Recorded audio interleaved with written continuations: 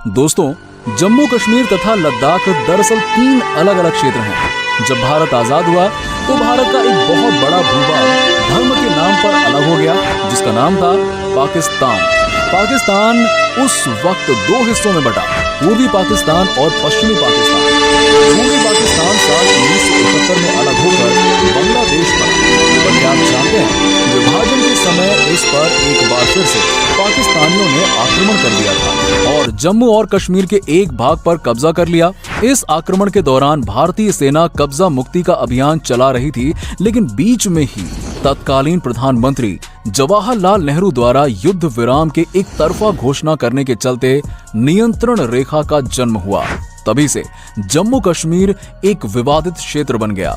तो आज के इस वीडियो में हम जम्मू कश्मीर के बारे में बात करेंगे। कश्मीर का प्राचीन इतिहास क्या है, किन किन राजाओं ने इस पर राज्य किया, कब शासन किया। इसके अलावा कश्मीर, लद्दाख और जम्मू जो 3 अलग अलग भाग हैं, इस बारे में भी बात करेंगे। कब पाकिस्तान और चाइना ने जम्मू और कश्मीर के भिन्न भिन्न भागों पर कब्जा किया है और जम्मू कश्मीर की आज की स्थिति क्या है, इन सभी मुद्दों के बारे में आज हम बात करने वाले हैं, इसलिए वीडियो को एंड तक जरूर देखिएगा। नंबर 1, 7 अगस्त 2019 में अनुच्छेद 370 के खत्म होने के साथ ही अनुच्छेद 35A भी खत्म हो गया था। इसके साथ ही जम्मू कश्मीर और लद्दाख को 2 अलग केंद्र शासित प्रदेश बना दिया गया था। इसके बाद जम्मू कश्मीर के राजनेताओं ने अपना एक संगठन बनाया जिसका नाम गुपकार रखा गया। प्रधानमंत्री नरेंद्र मोदी ने जम्मू कश्मीर के नेताओं को बातचीत के लिए बुलाया और इस बातचीत का क्या निष्कर्ष निकलेगा ये तो समय बताएगा, लेकिन तब तक हम आपको देश के इस हिस्से के इतिहास के बारे में कुछ रोचक और महत्वपूर्ण जानकारियां दे रहे हैं। नंबर 2, राज्य का इतिहास माना जाता है कि कश्मीर का नाम कश्यप ऋषि के नाम पर पड़ा था। कश्मीर के मूल निवासी हिंदुत्व कश्मीरी पंडितों की संस्कृति लगभग 6000 साल पुरानी है और वही कश्मीर के मूल निवासी माने जाते हैं। 14वीं शताब्दी में तुर्किस्तान से आए एक क्रूर मंगोल मुस्लिम आतंकी धूल ऊंचा ने 60,000 लोगों की सेना के साथ कश्मीर पर आक्रमण किया और कश्मीर में धर्मांतरण करके मुस्लिम साम्राज्य की स्थापना की थी। जुलूस में नगरों और गांवों को नष्ट कर दिया और हजारों हिंदुओं का नरसंहार कर दिया गया। हजारों हिंदुओं को जबरदस्ती मुस्लिम बनाया गया। सैकड़ों हिंदू जो इस्लाम कबूल नहीं करना चाहते थे, उन्होंने आत्महत्या कर ली थी। कई हिंदू वहां से जान बचाकर निकल गए थे। जम्मू, कश्मीर और लद्दाख पहले हिंदू शासकों और फिर बाद में मुस्लिम सुल्तानों के अधीन रहा। बाद में यह राज्य अकबर के शासन में मुगल साम्राज्य का हिस्सा बन गया। वर्ष 1756 से अफगान शासन के बाद वर्ष 1819 में यह राज्य पंजाब के सिख साम्राज्य के अधीन हो गया। कश्मीर की बात तो सभी करते हैं, पर इसके इतिहास के बारे में बहुत कम लोग चर्चा करते हैं। भौगोलिक स्थिति की दृष्टि से जम्मू कश्मीर में 5 समूह हैं। इनका आपस में कोई संबंध नहीं है। डोगरा राजवंश के भौगोलिक हिस्सों का एक राज्य में बने रहना एकता की पहचान है, जबकि अलग अलग 5 हिस्सों में भाषा, संस्कृति बिल्कुल अलग है। आइए आज हम आपको इस राज्य के इतिहास से रूबरू कराते हैं। नंबर 3, जम्मू अथवा दुग्गर प्रदेश राज्य का सबसे खास हिस्सा जम्मू है। भारतीय ग्रंथों के अनुसार जम्मू को दुग्गर प्रदेश कहा जाता है। ये राज्य की शीतकालीन राजधानी भी है। जम्मू संभाग में 10 जिले हैं: जम्मू, सांबा, कठुआ, उधमपुर, डोडा, पुंछ, राजौरी, रियासी, रामबन और किश्तवाड़। जम्मू का कुल क्षेत्रफल 36,315 वर्ग किलोमीटर है और इसका लगभग 13,297 वर्ग किलोमीटर क्षेत्रफल पाकिस्तान के अवैध कब्जे में है। ये कब्जा 1947-1948 के युद्ध के दौरान हो गया था। जम्मू का मीरपुर पाकिस्तान के कब्जे में है। इसके कुछ शहर को छोड़कर बाकी सारी जागीर पाक के कब्जे में है। मुजफ्फराबाद भी पाक के कब्जे में है। इस इलाके में कश्मीर भाषा बोलने वालों की संख्या बहुत कम है। यहाँ के लोग गुज्जर हैं या फिर पंजाबी। जम्मू के बीबर, कोटली, मीरपुर, हवेलीबाग, सुधाती, मुजफ्फराबाद, हटिया और हवेली जिले पाकिस्तान के कब्जे में हैं। पाकिस्तान के कब्जे वाले जम्मू प्रांत के हिस्से में दोघड़ी और पंजाबी भाषा बोली जाती है। मुजफ्फराबाद में पंजाबी और गुर्जरी बोली जाती है। पाकिस्तान जम्मू के कब्जा किए गए स्थान को आजाद कश्मीर कहता है। नंबर 4, यहाँ की भाषा डोगरी है।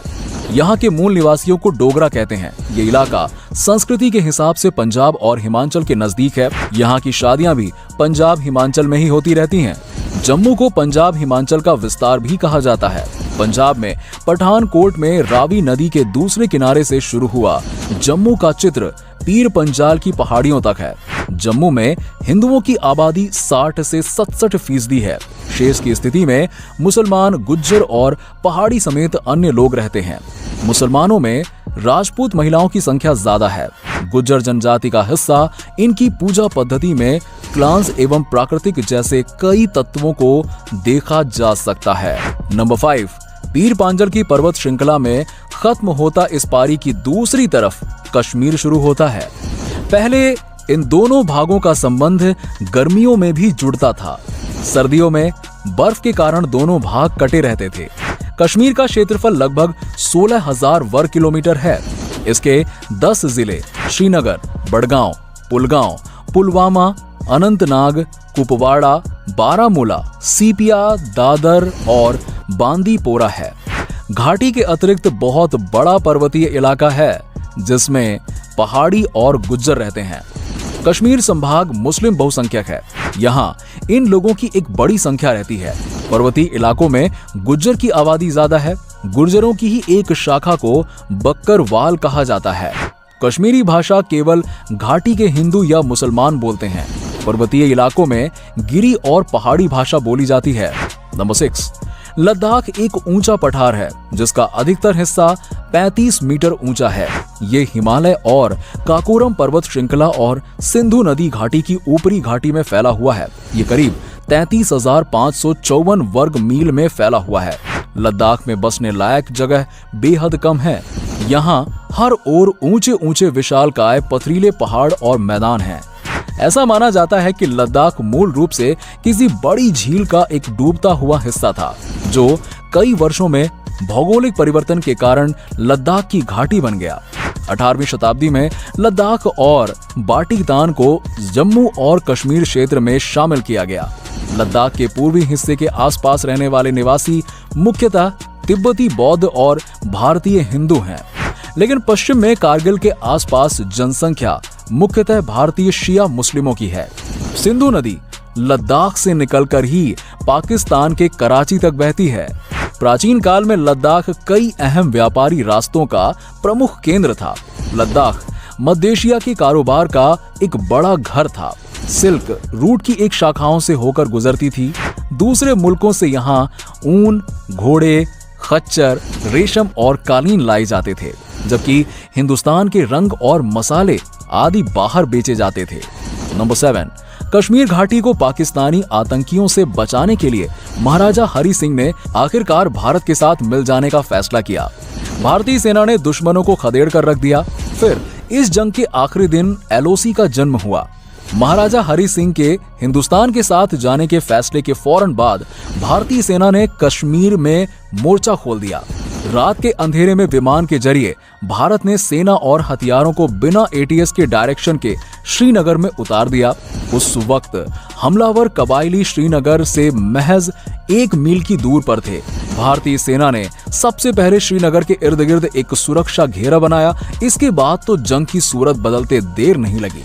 नंबर 8, जंगी सामान की कमजोर सप्लाई और नक्शों की कमी के बावजूद जाबाज भारतीय सैनिकों ने एक के बाद एक तमाम ठिकानों से पाकिस्तानी घुसपैठियों को खदेड़ना शुरू कर दिया।